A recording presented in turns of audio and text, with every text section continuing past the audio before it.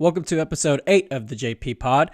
I wanted to start off today giving an update on the situation in the Middle East. There were attacks on IRGC bases from Sunni militias, possibly funded by Israel or the United States, potentially. I know Iran has already claimed that these were funded by foreign agencies. There's not much to say on those. As of now, those just happened last night. There were some explosions on IRGC bases and some fighting between Sunni militias and IRGC members. I don't think that's still going on as of now, but that did go on last night, and Iran potentially could blame, or they already have. They haven't publicly blamed Israel and the United States, but they've blamed foreign agencies for funding those attacks. And maybe they're right. Maybe Israel did somehow get those Sunni militia members to attack to try to combat Iran's response somehow. I don't know. There's not much to say on that as of now. The U.S. publicly claimed that they may also be targeted during Iran's response to Israel. Israel has begun evacuating embassies after Iran publicly claimed that they will be targets worldwide. President Biden and Netanyahu also spoke on the phone today. Their call reportedly lasted an hour long. Biden apparently slammed Netanyahu during the phone call for this week's events, mainly talking about the killing of humanitarian aid workers. And I haven't talked about this much on the podcast, but Israel publicly apologized for this, and obviously stuff like this is awful. It wasn't on purpose. And the statement of saying like stuff like this just happens during war sounds unempathetic, but it's true. And the fact is, Israel is not intentionally trying to kill civilians and aid workers.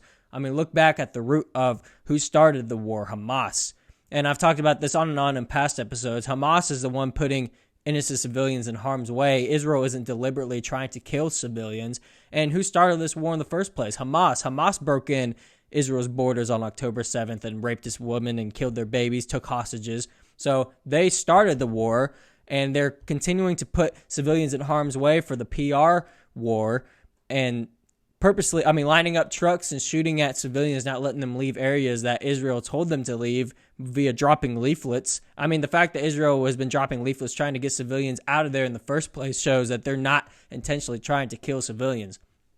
Like I said, the statement saying that stuff like this just happens during war sounds unempathetic, but it's true. Don't start the war in the first place, Hamas, and don't put civilians in harm's way. Obviously, stuff like this is awful, and Israel publicly acknowledged that it wasn't on purpose and apologized for it. Obviously, it doesn't make it any better, and it's awful when innocent civilians, especially aid workers trying to help innocent civilians in Gaza, when they get in harm's way. But like I said, it's war, and Israel didn't start this war. They're not trying to kill civilians, and obviously the stuff like this is tragic, and I'm not trying to say it's not tragic, but this is war. And like I said, look back at the root of who started the war. It wasn't Israel. It was Hamas.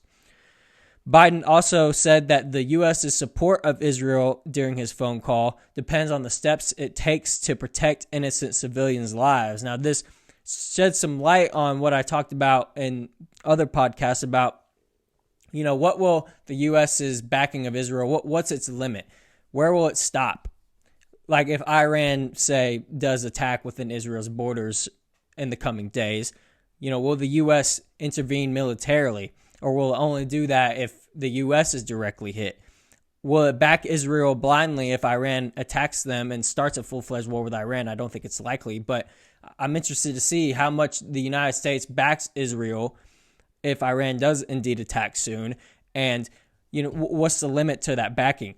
This sheds some light on that. Biden is pressuring Netanyahu, saying that the United States' support of Israel hinges on how much of an effort Netanyahu puts on limiting civilians' deaths.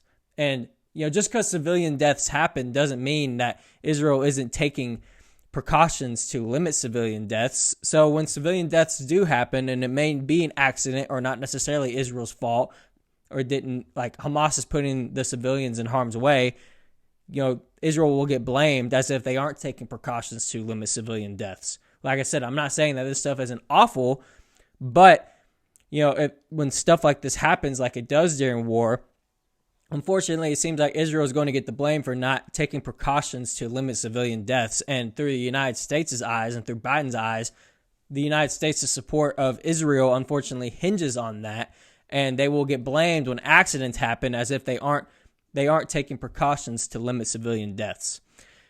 Like I said, Israel publicly apologized for this, so this is not something that was intentional. But Biden also demanded a ceasefire on the phone call in response to this accident. So, obviously there's been calls for a ceasefire within the Democratic Party, like Chuck Schumer, people in Biden's administration, but Biden hasn't fully said it himself that he wants a ceasefire. So it appears that the pressure to have a ceasefire in Gaza is starting to weigh on Biden, and he told Netanyahu today reportedly that he wants an immediate ceasefire.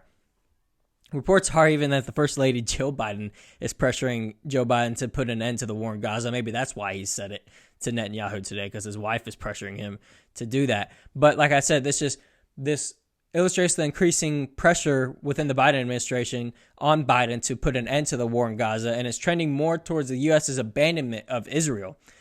He did say in the phone call that he will support them if Iran attacks, but the question is, how far will that support go, and what will that support be? Like I said, will it be military, like we directly get involved with Iran, or will it just be sending, aid packages, or will it just be public support, like saying you have Israel's back when you really don't? I don't know where that support will go if Iran does indeed strike soon. We'll see when that happens, but this is the United States is kind of the last domino to fall for complete abandonment of Israel, where they don't have any allies in the world. The West as a whole, besides the United States, is abandoning Israel. The UK may possibly be introducing war crimes on Israel. The Prime Minister told Netanyahu that they're preparing to put a case up that Israel is violating international law. And this country's not in the West, but the UAE has also suspended ties with Israel today in response to the killing of the 7 aid workers. So there's just more and more countries abandoning Israel. And the United States is the last country that really has Israel's back. And it appears that is on the verge of collapsing to where they don't back Israel anymore. Israel is starting to become a problem to the United States, and mainly to Biden and his campaign, because it's an election year, and he's losing his young voters based off of this war in Gaza and the United States' backing of Israel.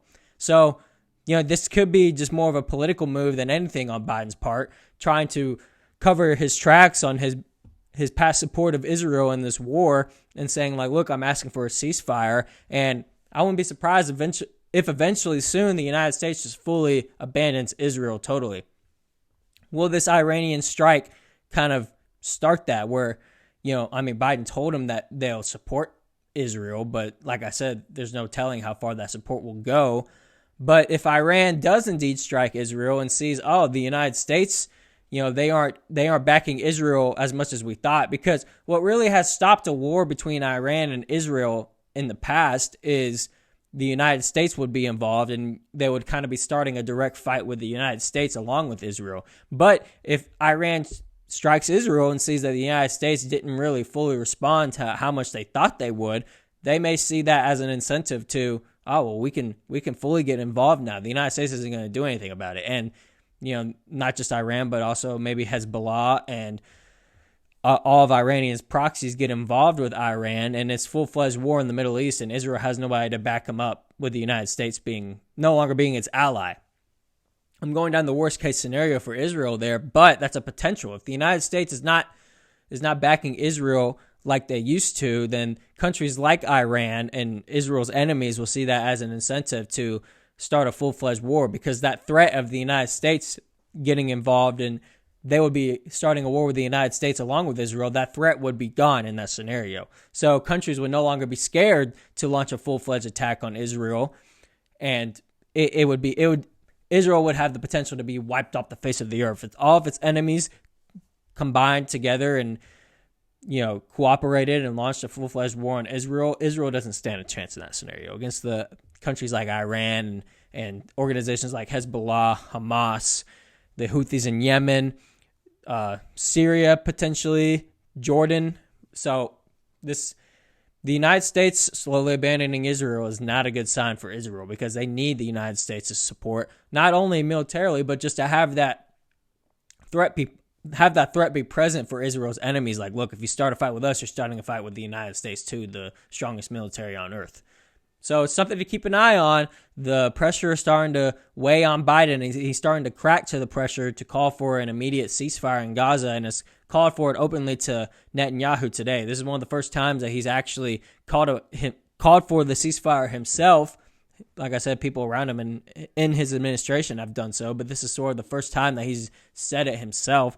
So it could be a sign of the U.S. abandoning Israel. So it's something to keep an eye on, and we'll see this strike. If Iran does indeed strike Israel, keep an eye on what the United States' response would be and how much they support and back Israel. Even if they're not attacked, how much will they help Israel in that scenario? It'll be a tell on where things are going, and it'll be a tell on how much of an escalation countries like Iran will put on Israel if the United States isn't there to back Israel in that scenario. Today is the 75th anniversary of NATO. There's a big summit going on, and all of the NATO countries are partaking in today. Anthony Blinken spoke at the summit today and continued the insane claim that Ukraine will be a part of NATO. He openly said it in his speech, saying, like, it's a given, it's going to happen. Ukraine's going to be a part of NATO. Absolutely crazy. I've talked about this before, how insane those claims are, and it's a declaration of World War III, because they're saying that they want eventually a strike on NATO to be a strike against NATO itself. Obviously, Ukraine being a NATO country, but also a strike on the United States. So you're inviting World War III, essentially, because you've already seen how Putin reacted when even the possibility of Ukraine joining NATO was on the table. He invaded Ukraine. So if you're wanting Ukraine to be a part of NATO, that is a full and open provocation of Russia, and they know that. NATO knows that. The United States knows that. They're not stupid. This is deliberate. They want to put Russia between a rock and a hard place, to where if they attack, then they can start a full-fledged war with Russia, pretty much start World War III. And then if they don't, then we have a reason to put our nukes on Russia's border. So it's absolutely crazy. What's even more crazy is the UK Defense Secretary spoke today. It actually echoed comments from the Polish Prime Minister, statements that he made last week, saying that we have moved from a post-war world to a pre-war world, saying like we've been post-World War II, and now we're starting to move towards to pre-World War III. This is just insane. This doesn't have to happen. Now NATO and NATO countries are openly and publicly saying that war with Russia is coming. It's inevitable. Fully saying openly that we're in a pre-war world is just absolutely crazy. This is not a path that is necessary. We can still steer off course from where we're going, which is World War III, but they obviously don't want to. NATO continues to choose the route of escalation in spite of Russia's willingness to come to terms. With NATO's 75th anniversary today, maybe it's a great time to ask the question, why do we need NATO anymore? Is Russia truly a threat, or does NATO exist to keep that threat alive? And what I mean by that is, if NATO disappeared today, would Europe survive? The whole purpose of NATO was to protect Europe from a post-Cold War Russia from just taking over Europe. I've talked about this before, but Russia tries to join NATO in 2000, and there's not really a need for NATO anymore. That deliberately says there's no need for that anymore. And post-USSR Russia, the West never gave Russia a real chance, right? They never gave them. I mean, you don't have to be allies with them, but you don't have to constantly provoke them as if they are still the USSR. Russia has shown no reason to think that they will just start invading Europe. And obviously, when you say that, now people, the neocons, have a reason to say, like, oh, look what he's doing in Ukraine. Yeah, I gave the analogy yesterday of how we provoked Russia into doing that. The threat in Europe is NATO, not Russia. Because we're keeping that fight with Russia alive, we as in NATO. If NATO disappeared and Russia was left to be, there's no reason to believe that Russia will start taking over Poland and then all of Europe. There's no reason to think that. The reason that there's still this issue is because NATO has constantly provoked Russia. NATO promised Russia and Putin that they would not expand an inch eastward. when NATO was created. And what have they done? They've expanded all the way, trying to now get on Russia's border. So we broke that promise with Putin and Russia. So who's the real threat in Europe? Is it NATO or is it Russia? Because Russia hasn't gone and expanded all the way to NATO's border. NATO's expanded all the way to Russia's border, even though they promised Russia and Putin they wouldn't do that. They claim that they need NATO to protect Europe from Russia, but it's becoming obvious that the provokers in Europe are NATO and not Russia.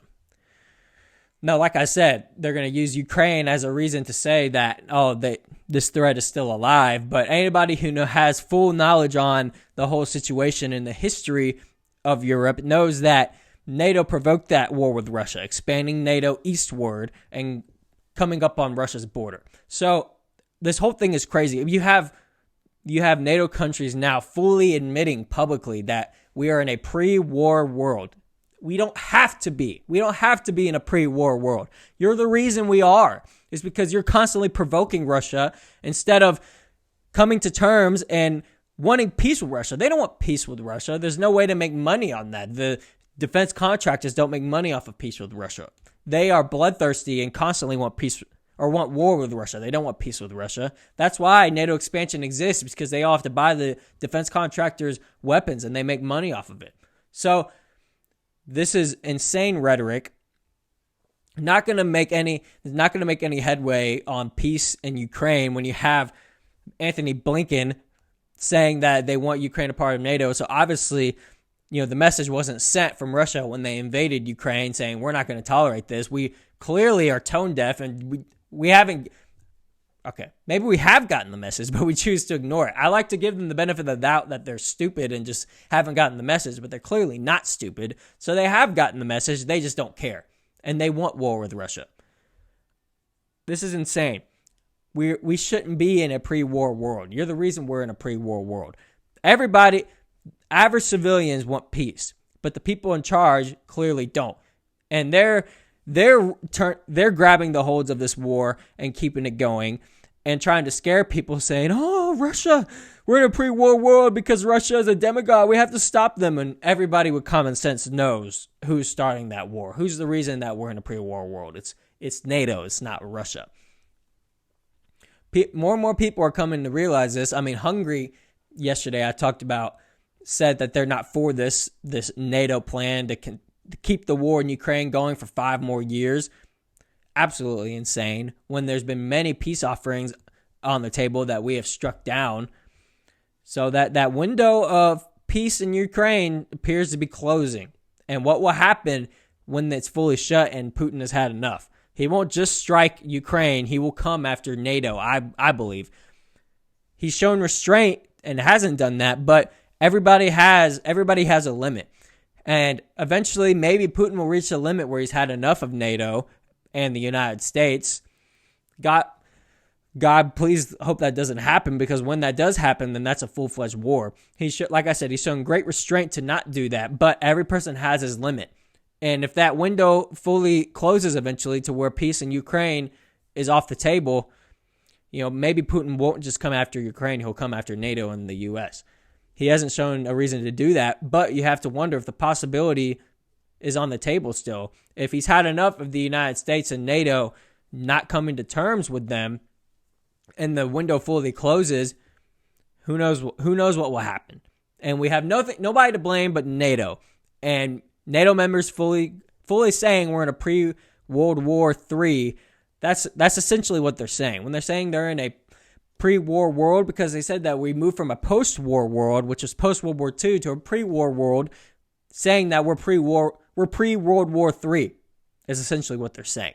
So you tell me, you see on the Russian side, you have Putin saying he doesn't want a conflict with NATO in the West because that would start World War, but yet you have NATO saying that we're in a pre-World War III world. So you tell me who the provoker is. You tell me who the problem in Europe is. Is it Russia or is it NATO?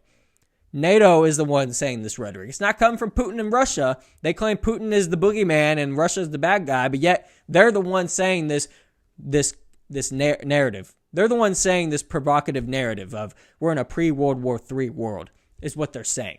So you tell me, you take that info and you tell me who is the real problem in Europe, because it's not Russia, because NATO is provoking this threat from Russia. They're the reason it exists. So it's great to revisit that on NATO's 75th year anniversary. Maybe they shouldn't even be a thing anymore. Maybe they shouldn't even exist anymore. That segues me into a completely different topic. There's a bird flu issue starting to arise. Scientists are claiming that a bird flu pandemic will be 100 times worse than COVID. What's the obsession with viruses? The WEF and CDC often talk about, quote, disease X, which is a future pandemic. Klaus Schwab loves to talk about the next pandemic. When have pandemics ever been talked about in advance? There's only been really three major ones, like in the modern time frame. There's one in 1923 in the 1800s, early 1800s, and then the COVID pandemic. So this is sort of kind of a phenomena. It's not something that has been openly talked about the next pandemic. We just, people in power should kind of hope that doesn't happen instead of talking about it as if it's inevitable. There's no reason to believe yet that this bird flu will reach the level of pandemic. But when you have powerful people and organizations like the CDC constantly talking about the next pandemic, it makes you brace for impact.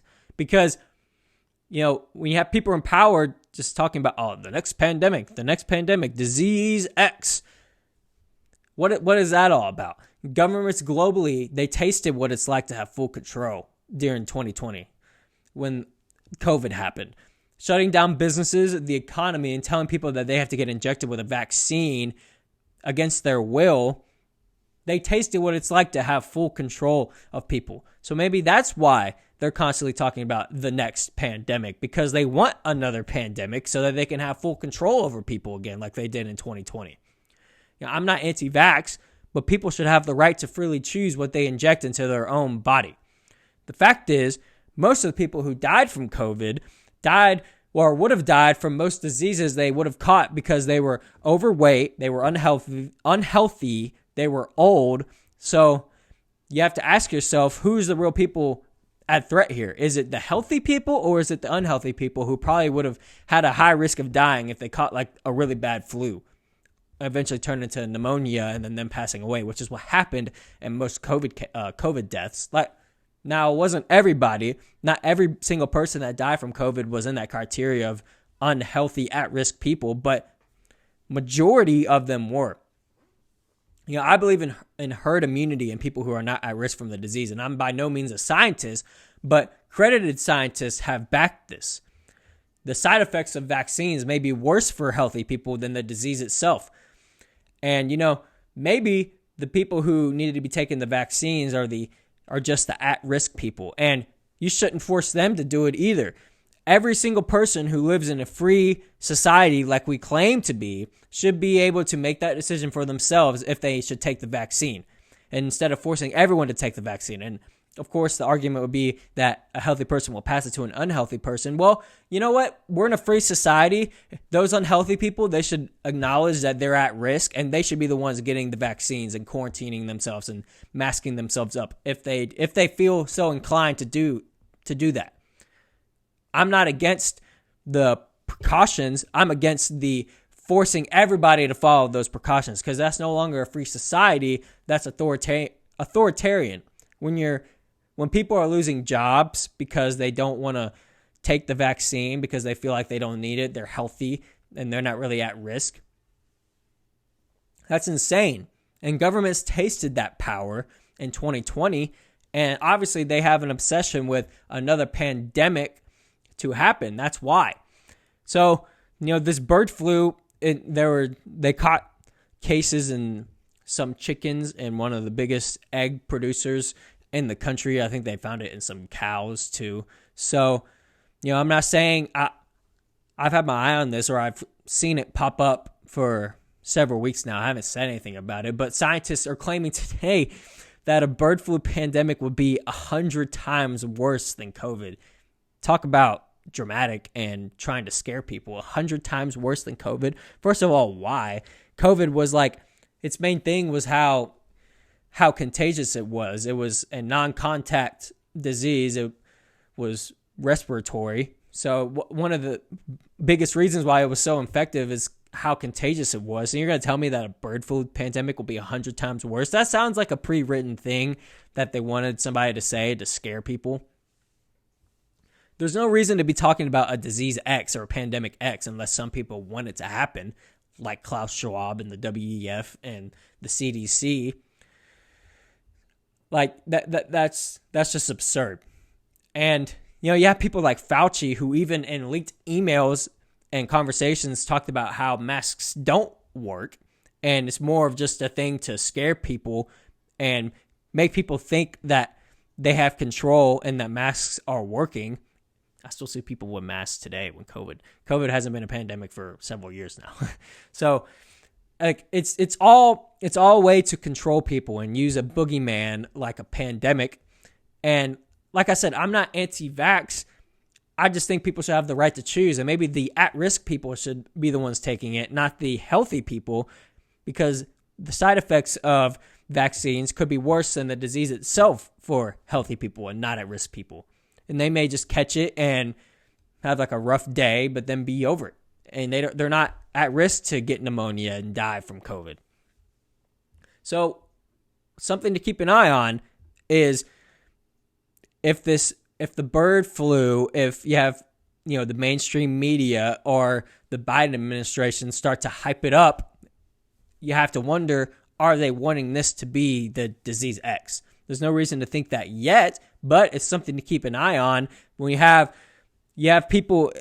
powerful people openly talking about disease X and how badly seems that they want another pandemic. And then you have scientists claiming that this will be 100 times worse than COVID. It sounds like they're trying to scare people, hype it up. So that's something to keep an eye on to see how much this bird flu will be hyped up, within the next couple of weeks or so. And if it'll eventually get to the pandemic status. Now, like I said, I have no idea where this is going to go. I mean, this is just sort of happening, but I saw that scientists were saying that this will be 100 times worse than COVID, and I thought it was important to talk about because of just how much the people in power have talked about this disease X. So like whenever you have them talking about this disease X, they've already given it a name. Whenever something like this happens where a bird flu or something starts to become more in the news, you immediately go to, oh, is this the disease X? Is this the new pandemic? What am I going to do? That's what people like Klaus Schwab and the CDC want you to do. They want you to be afraid of that. And so they can get you to wear masks and take everything that they tell you to take because you're doing what's best for society. You're saving lives. So like whenever that comes up, your mind immediately goes towards that. Is this a new pandemic that they've been talking about? Is this the disease X? That's what they want. Because if people are scared, if they're scared of a pandemic, even though if they're healthy people and not at risk, then they can control you. If they tell you to put on a mask because it works, then you'll do that. If they tell you to inject this into your own body, you don't have to do the research. Just trust us. We'll tell you it's safe. Then you'll do that. But like if you're healthy and not at risk, the non-healthy people and the at-risk people need to be the ones that are taking it. But like I said, they shouldn't even be forced to take it either. They should do it. They should do it on their own. They should do it themselves. They should choose themselves that they want to do it. They shouldn't have to be told by the government to do that because it's no longer a free society when the government can just shut down the economy and take people's jobs away when they're not doing what they tell them to do. That's authoritarian. That's not a free democracy anymore. That's probably what it would look like when this pandemic X comes. Because if so many people in power are talking about it, then it's probably going to be, even if something doesn't have to be a pandemic, it will probably be amped up, not only PR-wise and with the mainstream media, but actually become a pandemic because they want to become a pandemic. Powerful people, don't underestimate what they can do. And I'm not saying manufacturing the disease itself, although it's possible, I mean, we have biolabs in Ukraine, and we've weaponized, diseases for years. So I'm not saying it's not possible, but I'm also not saying this is what that is. But when they're talking so much and obsessing over a new pandemic, probably it's smart to be inclined to feel that it's eventually going to happen. Because why are they just obsessing over it just to obsess over it? So I say all that to say, keep an eye on this bird flu, if this will become the pandemic X that the people in power like Klaus Schwab and the WEF want it to be. It's just something to watch out for. And hopefully people learn their lessons from 2020 and they now know the repercussions of such things like taking the vaccine. Unfortunately, there's probably repercussions like of losing your job. But, make up your own mind on things. If this pandemic X does come soon, make up your own mind on if you should be taking the vaccine, if you're at risk, if you're at risk for the disease so much you need the vaccine. And if you're not, then you probably shouldn't be taking it because the side effects could be just as bad as the disease, if not worse. So keep that in mind if this pandemic X does come. And if you're at risk, then, well, first off, if you're overweight and at risk, then let's work on not being overweight anymore. But if you are at risk and have, respiratory diseases or something that makes you more prone to, a disease, a virus like this, then maybe you should take the vaccine. But make up your own mind yourself. Don't just blindly listen to the government and what they tell you to do. Do your own research and make up your mind yourself. If the bird flu does indeed come and is the pandemic X, the next pandemic, or disease X. So I'm saying all that to say, be prepared because of all these people in power talking about the disease X and the next pandemic that's probably going to come eventually. So learn your lessons from 2020, do your own research, make up your own minds, and we'll see. Try not to die from pandemic or disease X. So just keep an eye on this bird flu and see how much it's amped up from the mainstream media, and we'll see if this becomes the pandemic X or the disease X or whatever. But that's all of the topics I've got for today. I'll come back tomorrow with another episode. See you guys then.